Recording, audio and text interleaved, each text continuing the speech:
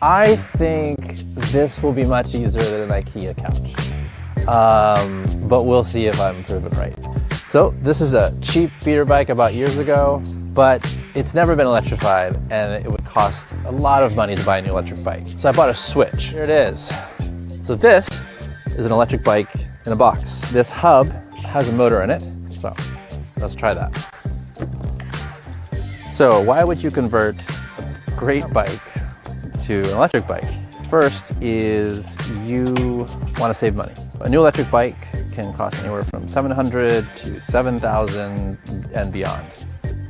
A kit can run anywhere from a few $100s to $1,000, and so it's quite a discount.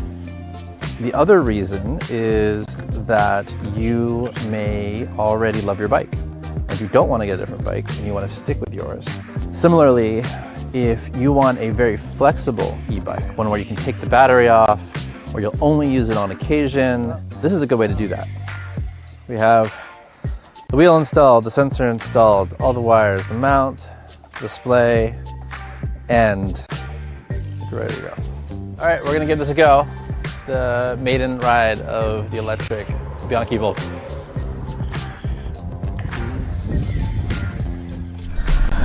Whoa, pretty great. Quite seamless. It's great. There is a lot of power in here, more than I expected.